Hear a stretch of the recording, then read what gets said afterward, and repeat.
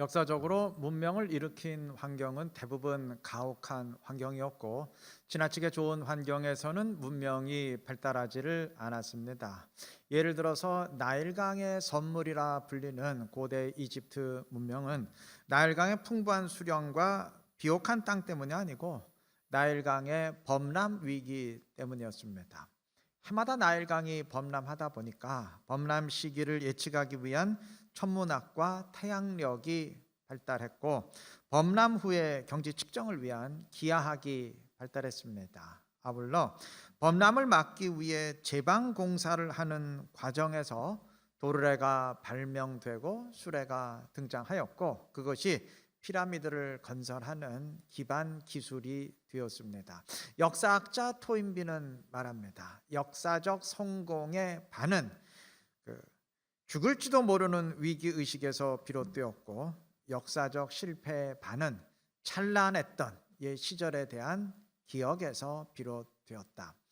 미꾸라지를 키울 때 메기와 함께 키우는 경우가 있다고 합니다. 미꾸라지들이 잡아먹히지 않으려고 활발히 움직이다 보니까 더 잘 자라게 되기 때문입니다. 지금은 코로나 때문에 주춤할 수밖에 없겠지만 코로나 이전에 1,000만 관객을 동원하는 한국 영화들이 속출했고 봉준호 감독의 기생충은 아카데미 시상식에서 사관왕에 올랐던 것 기억나시죠? 이러한 현상이 스크린 쿼터제 폐지 위기와 관련이 있다는 분석을 제가 한번 읽은 적이 있어요.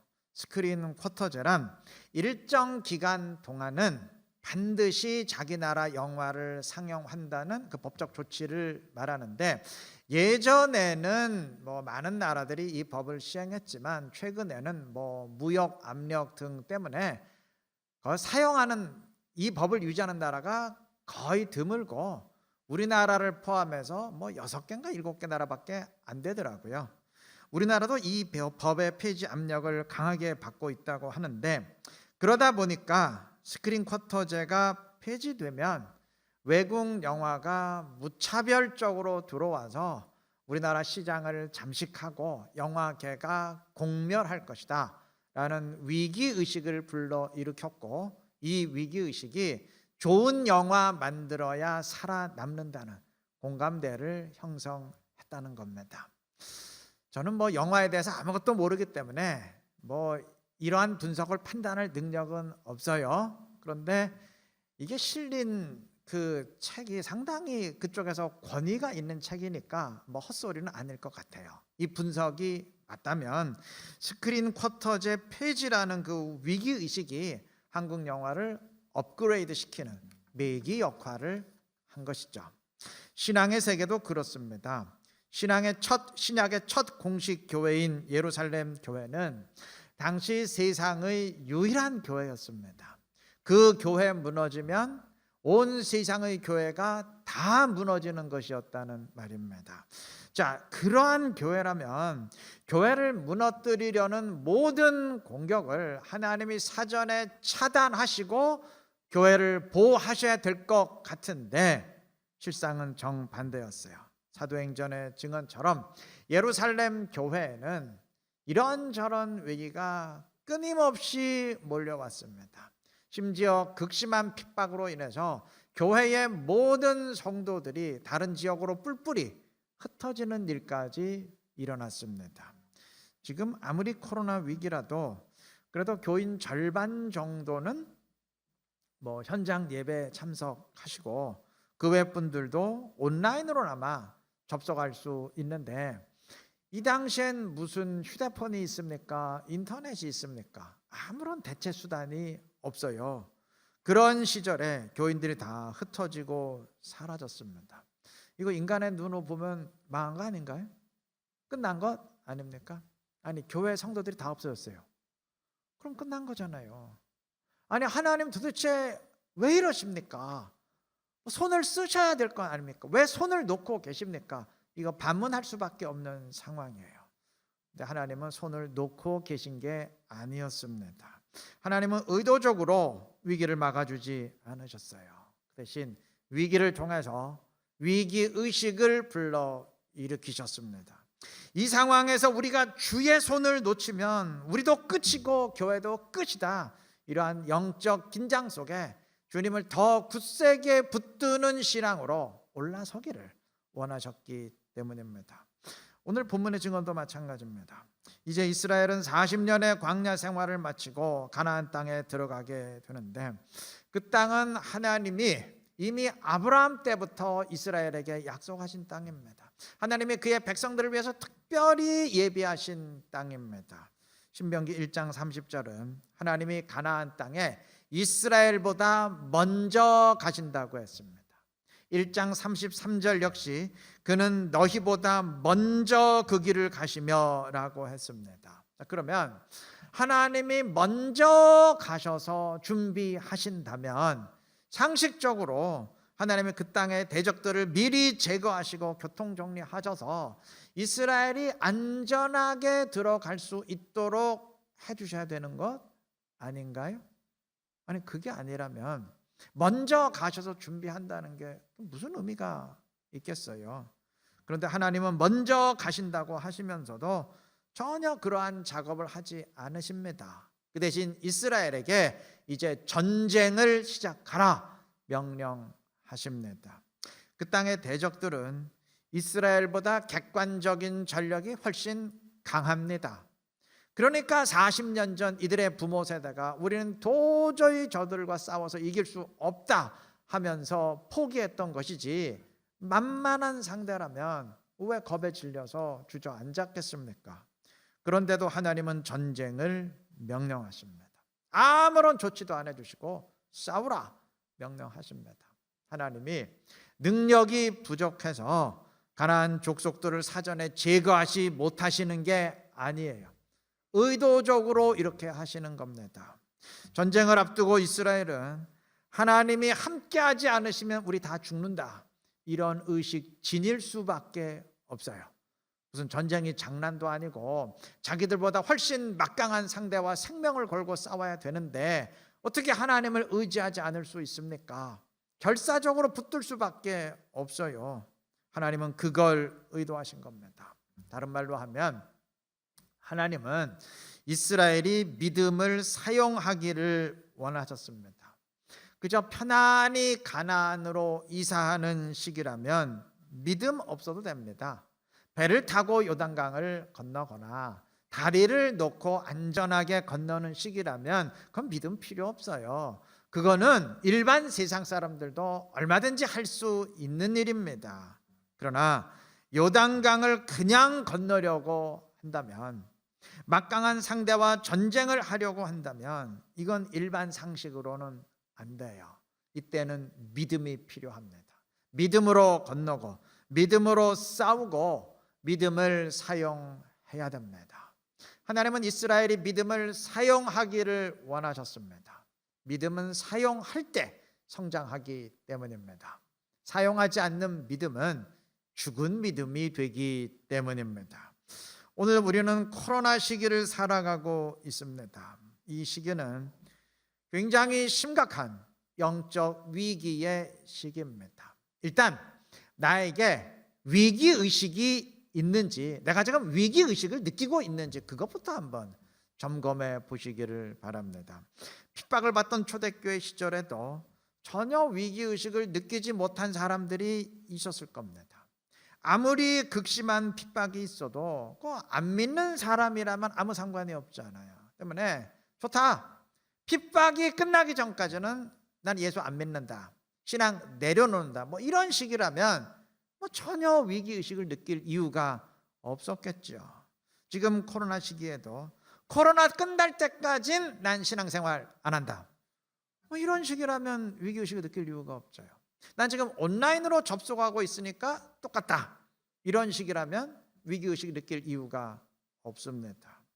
물론 현장에 올 수 없다면 온라인으로 접속해야죠. 당연한 겁니다. 인정합니다. 단 명심해야 돼요.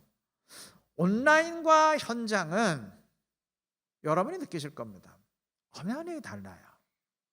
내가 온라인 예배 드리는데도 내 신앙 전혀 상관없는데요 하신다면 그건 지금 상관없는 게 아니에요. 이전에 현장 예배 드릴 때 쌓여졌던 영성으로 지금까지 버텨내고 있는 것이지 그 자체가 상관없는 것 아닙니다. 일단 배터리가 끼워져 있으면 전원에 연결되어 있지 않아도 어느 정도는 가요. 버틸 수 있습니다. 그러다가 방전되는 순간이 옵니다. 그때부터는 대책이 없어요. 그 시기가 길어지다 보면 정말 나중에 어떻게 될지 그 누구도 장담 못합니다. 자신만만할 일이 아니에요. 때문에 온라인 접속하시는 분들은 야, 내가 계속 이대로 가다가는 정말 내가 어떻게 될지 모른다는 영적 위기의식을 느껴야 됩니다. 그리고 그러한 의식을 지니고 평소의 영성을 유지하기 위해서 더 개인적으로 주님을 붙들고 간구하기 위해 노력해야 됩니다. 예전에 현장에 있을 땐 분위기에 편승해서라도 갈 수 있었고 남들 가니까 얹혀서라도 갈 수 있었지만 지금은 그렇게 할 수 없으니까, 그렇게 할 수 없는 지금은 내가 개인적으로라도 더 주님을 붙들고 기도할 수밖에 없다, 이러한 의식을 지니고 애를 쓰셔야 됩니다. 그렇게 하신다면 코로나 위기는 그동안 대중의 일원으로서만 주님을 찾고 남들에게 묻혀서만 주님을 찾고 기도하던 사람을 이제는 1대1로 주님을 찾고 만나는 사람으로 변화시킬 수도 있습니다. 그렇게 되는 것이, 지금의 상황을 이용해서 나를 그렇게 변화시키는 것이 그게 진짜 지혜 아니겠습니까? 하나님이 우리가 그걸 원하지 않으실까요? 현장 예배 드리시는 분들도 마찬가지예요. 나는 지금 현장에 나오고 있으니까 똑같다, 전혀 위기가 아니다, 이렇게 생각할 일이 아닙니다.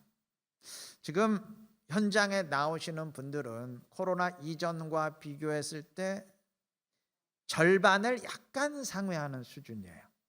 바꿔 말하면 절반 가까이는 못 나오시거나 안 나오신다는 말이죠. 이 기간이 이미 2년째 접어들어 2년이 넘었어요. 2년이 훌쩍 지났어요. 이게 코로나가 언제 끝날지, 과연 끝나기는 할지, 교회가 이대로가 정말 어떻게 될지 아무도 장담할 수 없는 상황입니다. 위기죠. 아니, 이 상황에서 내가 위기의식을 느끼지 못한다면 그럼 어떻게 돼야 위기의식 느끼겠어요? 진짜 교인이 다 사라지고 교회가 완전히 박살이 나야 그때 위기의식 느끼겠습니까? 우리 주님 붙들고 기도해야 됩니다. 평소에 기도 안 했던 사람이라도 이런 상황에서는 한 영혼 한 영혼을, 지금 현장에 나오지 못하는 한 영혼 한 영혼 하나님이 붙들어 주셔야 됩니다. 간절히 간구해야 되지 않겠어요? 그래서 이 코로나를 통해서 기도가 더 깊어지는 사람 되어야 하지 않겠습니까? 앞으로 교회 교인이 얼마나 없어질지 아무도 몰라요. 그렇다면 주님, 내가 2사람 3사람의 몫을 감당할 만한 수준으로 성장하게 하여 주옵소서 간구해야 되지 않겠습니까? 아울러 우리가 보다 본질에 초점을 맞추어야 되지 않겠습니까? 평소엔 별 쓸데없는 것에 관심을 기울였어도 지금 이 판국엔 지금은 그럴 때가 아니다, 지금 죽느냐 사느냐 하는 이 순간에 내가 그런 거 신경 쓸 때가 아니다 하면서 더 교회를 위한 본질에 집중해야 되지 않겠어요? 그래서 위기를 통해서 군더더기가 다 제거된 정제된 신앙으로 한 단계 거듭나야 되지 않겠습니까? 위기의식을 지니시기 바랍니다. 그러면 바뀌게 돼요. 변화할 수 있습니다. 어느 영화에 보니까 선장이 전부 뛰어내려 하고 외치는데도 선원들이 머뭇거리면서 안 움직여요. 이제 그러다가 갑판에 불길이 확 치솟으니까 그때는 뭐 누가 먼저라고 할 것도 없이 막 너도 다 뛰어내렸습니다. 여러분, 변화는 뛰어내리라는 명령으로 되지 않아요. 뛰어내려야 한다는 설득으로 되지 않아요. 내가 불에 타 죽는다는 위기의식을 느낄 때 그때 이루어집니다.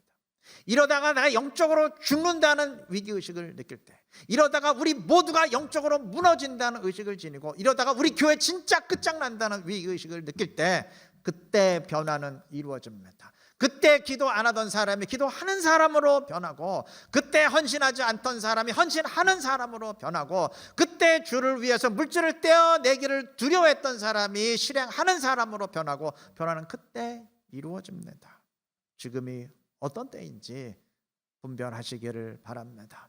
이 상황에서도 대한민국 교인들이 정신 못 차리면 아마 하나님은 완전히 쓸어버릴 수도 있어요. 절반이 못 나오는데도 정신 못 차리면 그 다음엔 어떻게 하시겠습니까? 정신 차려야 될 줄로 믿습니다. 우리 함께 위기의식을 느끼시기를 바랍니다. 위기는 꼭 부정적인 것만 아니에요. 바람직한 위기의식을 지닌다면 우리는 얼마든지 더 성장하고 얼마든지 위기를 복으로 만들 수 있는 줄로 믿습니다. 이 사실 꼭 기억하시고 위기의식을 지니고 주님을 붙듦으로써 주님의 길을 구하고 주님을 붙들고, 그래서 주님의 붙잡아 주심을 체험할 수 있는 지혜롭고 신실한 우리 이루는 교회 모든 성도님들 되시기를 바랍니다. 본문의 이스라엘은 믿음으로 요단을 건너서 가나안에 들어갔고, 하나님은 약속대로 이들의 승리가 이어지게 하셨습니다. 이스라엘이 위기의식을 느끼고 하나님을 의지하고 붙든 결과인데, 위기를 만났다 그래서 누구나 다 바람직한 위기의식을 지니게 되는 건 아니에요. 그냥 공포에 짓눌려서 주저앉는 경우도 많습니다. 40년 전 이들의 부모 세대의 이스라엘이 그러했습니다. 40년 전 출애굽 1세대는 가데스 바나에서 정탐꾼들의 보고를 들은 뒤에 우리는 절대 가나안 땅에 못 들어간다, 가면 다 죽는다, 우린 절대 저들 못 이긴다 낙담하고 애굽으로 돌아가자 결정을 내렸어요. 그때나 지금이나 똑같은 상황인데 그때는 공포에 짓눌렸기 때문입니다. 여러분, 바람직한 위기의식은 우리를 한 단계 성장시키지만 공포는 주저앉게 만듭니다. 공포는 종종 착각을 낳습니다. 40년 전 이스라엘은 우리는 저들 앞에 메뚜기 같다, 절대 못 이긴다 하면서 극도로 자기들을 비하했는데, 본문 다음 장인 2장에 기록된 라합의 고백을 보면 그때 이스라엘의 자기 비하가 얼마나 황당한 착각이었는지를 증언합니다. 라합은 이스라엘의 스파이들 앞에서 이렇게 고백합니다. 2장 9절과 10절. 우리가 너희를 심히 두려워하고 이 땅 주민들이 다 너희 앞에서 간담이 녹나니. 지금 가나안이 이스라엘을 보고 부들부들 떨고 있어요. 근데 왜 떨고 있느냐? 이는 너희가 애굽에서 나올 때에 여호와께서 너희 앞에서 홍해 물을 마르게 하신 일과 너희가 시온과 옥에게 행한 일, 곧 그들을 전멸시킨 일을 우리가 들었습니다. 자, 이스라엘이 시온과 옥을 물리친 것은 물론 최근의 일이에요. 그런데 여호와께서 홍해의 물을 마르게 하신 것은 이거 뭐죠? 40년 전의 홍해 사건입니다. 40년 전 하나님은 홍해를 가르고 당시 세계 최강이었던 애국 군대를 거기서 전멸시켰습니다. 40년이 지났습니다. 홍해 사건 이후 40년이 지났어요. 그런데도 지금 가나안 족속들이 40년 전에 그 사건으로 인해서 간담이 녹고 부들부들 떨고 있어요. 이거 뭘 말하죠? 40년 전이 지났는데도 그때 일 때문에 부들부들 떨고 있다면, 그럼 40년 전에는 훨씬 더 떨었단 얘기죠. 훨씬 더 이스라엘을 무서워했단 얘기죠. 맞아요. 이스라엘이 40년 전 가나안 땅 앞에 섰을 때 가나안은 지금 이스라엘을 보면서 부들부들 떨고 있었어요. 야, 이스라엘의 신 여호와가 애굽 전역을 재앙으로 완전히 초토화를 시키고 애굽 군대마저 홍해에서 전멸시켰다더라. 우리는 애굽에 비하면 아무것도 아닌데 이제 우리는 다 죽었다. 부들부들 떨고 있었어요. 아니 근데 상대는 두려워서 숨도 크게 못 쉬고 있는데 정작 이스라엘은 들어가질 못하고 우린 들어가면 다 죽는다. 스스로 비하하면서 가나안을 포기했어요. 얼마나 바보 같은 짓입니까? 공포에 짓눌렸기 때문에 그래요. 여러분, 공포는 전혀 현실과 맞지 않는 착각을 불러일으킵니다. 대한민국 사람으로서 임진왜란 때 이순신 장군 모르는 사람 아무도 없을 터인데, 이순신 장군과 종종 비교되는 사람이 있어요. 원균. 근데 이 원균이라는 사람은 여하튼 전멸시키는 게 주특기예요. 근데 왜군을 전멸시켰으면 역사의 위인이 되었을 텐데, 여하튼 이 사람은 꼭 조선의 수군을 전멸시켜요. 이순신 장군이 지휘했을 때 20번 이상 연전연승했던 조선의 수군은 이순신 장군이 모함을 받아서 파직되고 원균이 지휘하게 되니까 지금의 거제도 앞바다, 그러니까 칠천량에서 벌어진 단 한 번의 전투에서 완전히 전멸했어요. 이 한 번의 패배로 160척이 넘던 조선의 모든 전선은 괴멸되고 아예 처음부터 싸우지 못하고 도망쳤던 배 12척만 남았어요. 그동안 계속 이겨왔는데 이 한 번으로 완전히 끝장이 났으니까 이게 얼마나 허무한 일입니까? 그런데 이보다 훨씬 더 허무하게 전멸당한 전투가 임진왜란 초기에 있었어요. 임진왜란이 발발했을 때 원균은 경상도 우수영을 맡고 있었는데 왜군이 침공한 지 딱 이틀 만에 경상 좌수영이 무너졌어요. 이렇게 되니까 경상 우수영의 원균은 공포에 사로잡혔습니다. 그는 4월 28일 일본의 배들이 출몰하자 겁에 질린 나머지 자기 휘하의 모든 배들을 다 불태우고 도망쳤어요. 칠천량 전투에서는 그래도 싸워보기라도 하다가 전멸했지만 이 전투에서는 아예 싸우지도 않고 스스로 전멸했습니다. 이 사람은 전멸 전공이요. 이 얼마나 어이없는 일인가요? 그런데요, 진짜 어이없는 일이죠. 더 어이없는 일이 있어요. 문헌에 보니까 그날 출몰했던 일본의 전선은 사실 왜군이 아니고 우리나라 어선들이었어요. 왜군은 오지도 않았는데 왔다고 착각하고 스스로 전멸한 거예요. 공포는 착각을 불러일으킵니다. 오늘 우리도 마찬가지예요. 공포에 짓눌리게 되면 전혀 현실과 다른 착각을 하게 돼요. 전혀 이치에 맞지 않는 착각을 하게 됩니다. 아예 영적 싸움을 싸울 엄두도 못 내고 스스로 자멸해요. 안 그래도 바쁜데 어떻게 내가 기도 생활까지 해? 그건 나보고 죽으라는 얘기야. 두려움에 짓눌린 나머지 아예 해보지도 않고 자멸합니다. 11조는 내가 도저히 넘을 수 없는 배야. 그거 하라는 건 나보고 죽으라는 얘기야. 지레 포기합니다. 요즘 세상에서 어떻게 말씀대로 순종하며 살아? 살아남기도 힘든데 어떻게 주님을 우선순위에 놓고 살아? 급한 게 얼마나 많은데 잔뜩 겁에 질려서 시도하지도 못하고 스스로 자멸합니다. 착각이에요. 두려움에 짓눌린 나머지 착각에 사로잡힌 겁니다. 바람직한 두려움은 필요하지만 파괴적인 두려움인 공포는 제거해야 됩니다.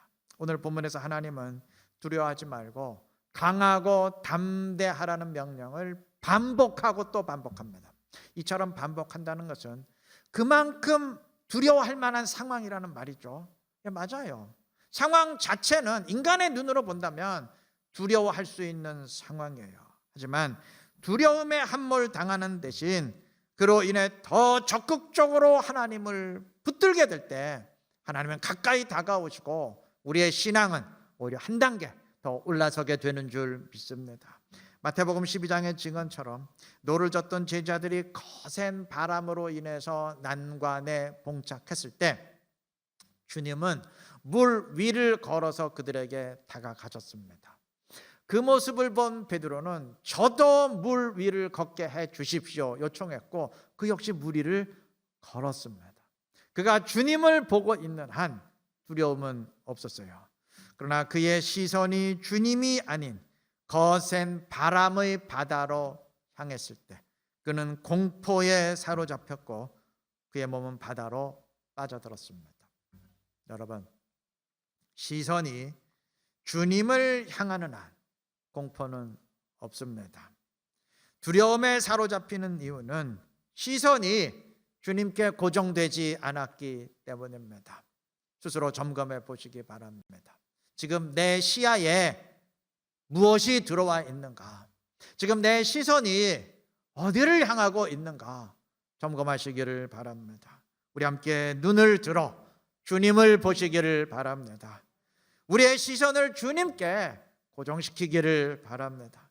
그래서 두려움과 공포에 짓눌리는 대신 위기로 인해서 더 주님을 붙들고 간구함으로써 주님의 붙잡아 주심을 체험하고 이 풍랑으로 인해서 더 빨리 더 가까이 주님께 다가설 수 있는 지혜롭고 복된 우리 이루는 교회 모든 성도님들 되시길 그리스도의 이름으로 축원합니다.